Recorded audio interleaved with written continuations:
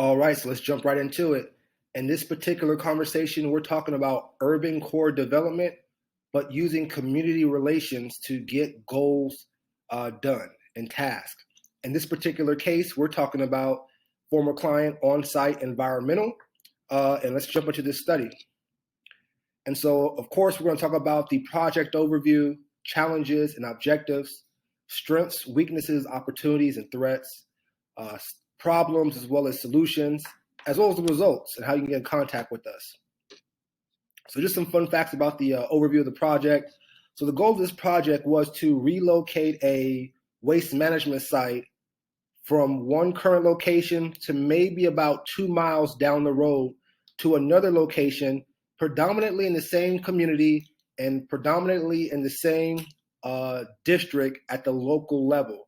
So really, this was a one side of town not one side of town, but mostly a one side of town conversation in a particular community, simply because the proposed site, some residents did not want that waste management site in their backyard, where the waste management company felt they were in their legal rights, but respectfully, they had to go through the process with connecting with the community residents in order for the approval by the city to happen. So our firm had a chance to help manage the community relations for this project, and we wanted to make sure that the public relations was strong and that there was professionalism, at least from the client's standpoint, being represented to the community. And so if you look there, you can see a picture of me and a local media facilitating a community meeting between the waste management site and community residents. And so the challenges for this particular project was, at this time, there needed to be more community buy-in for the relocation. Another challenge was we need to make sure that the relationships and the word of mouth was positive, that the staff of the waste management company did not find themselves in passionate discussions back and forth with residents, and that residents felt heard at the minimum. Also, there had to be, if possible, shown the community has bought in once conversations did go, to show that the community as a whole, to include the business, can move forward. And so for these things to happen, our firm had to create a packaged presentation for residents, and the executive team for the management company, to include their engineers and attorneys, had to be on site, ready to go, connecting with community residents to get their questions and concerns answered. And that at times went as far as actually having residents fill out or ask their question, and our firm would, after connecting with the attorney and engineering departments, would be able to come back with an answer on behalf of the company. And pretty much we had to host community meetings and get people together to start that conversation. And of course, we recorded and documented those meetings, not only through the questions and answers, but also the sign-in sheets, but also videography and pictures, taking pictures as well at the minimum. And so our strengths at the time was we were already connected to this neighborhood, to this community. So we were able to connect with the neighborhood and community leaders to get their insight, to begin those conversations. And we also had the support financially and human capital wise from our client in order to provide the resources to get the proper answers to the residents' questions. At the time, though, when we first started, there was no package presentation. The package presentation that we created consisted of an actual professional booklet on professional paper with the clear cover at the top, spiral binder, colored, like an actual presentation for a corporation, along with the PowerPoint. So when we met, everyone had a booklet and they can look through it and follow along on the PowerPoint, in which great questions were asked. Presentation counts for a lot. And of course, one of the bigger challenges was the residents did not want the odor to the new site, the proposed site, to be like the odor was according to the residents at the current site, meaning the odor was very bad, and those that lived by the proposed site did not want, as they drove past 2 miles down the road to the current site, they did not want that odor there. But in that, the opportunity was to make sure that we can build a working relationship between the private sector and community residents, and show our true skill. And of course, the local threats were, because some people did not want this in their backyard, local elected officials were contacted, as well as state officials. And some of those local and state officials did support not relocating that site. And at times, those elected officials respectfully were on the news and the media saying how they did not want it, the people did not want it.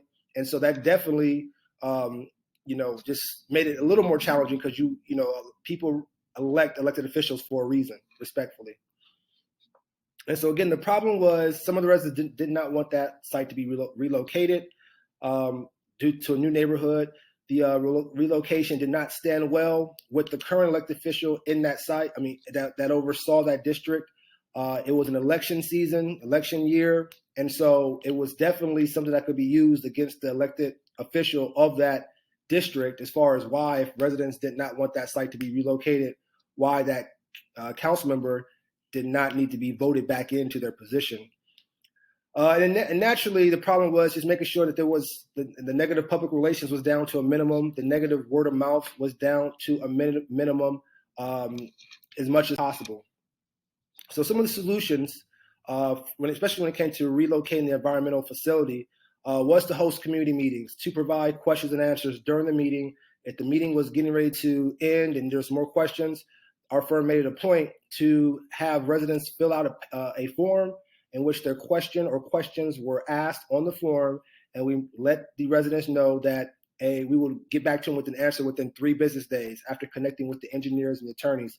A lot of residents felt like they've heard that before and it wasn't going to happen, but I think we got over 15 questions submitted, and each resident had their questions answered through a phone call.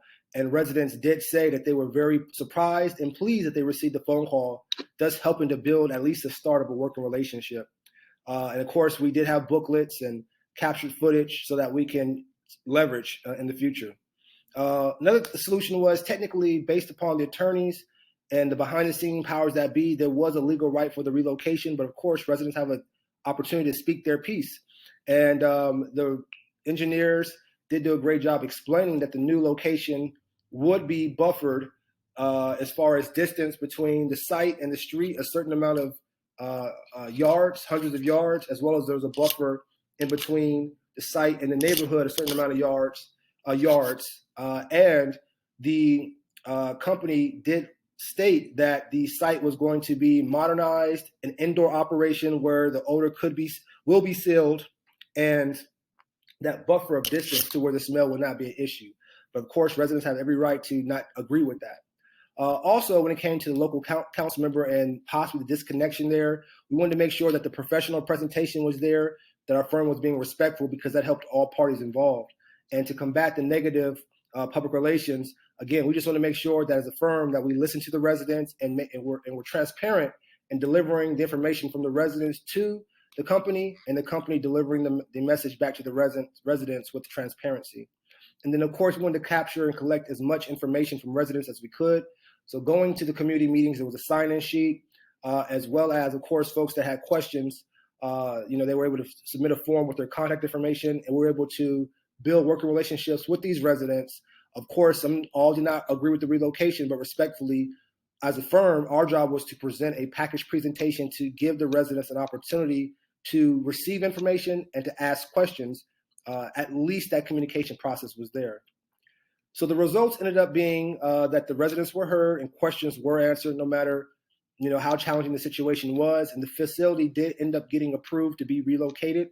And a lot of relationships were mended that I didn't know were there from previous decision makers and leaders working together and having to reconnect like this. And so our firm was in the middle of it. We had a chance to make relationships stronger. And from that, our business began to pick up more clients in the urban development, real estate development sectors, because a lot of course, developments are in other folks' backyards, and community relations, communication is so imperative in order to develop transparency for a win-win deal. So if you feel like this is an opportunity, community relations, urban core development, that's good for your firm, make sure you reach out by clicking or finding us through email, visiting us on LinkedIn, as well as making a phone call. And of course, we have a website that you can visit. And thank you for your time. Look forward to working with you soon.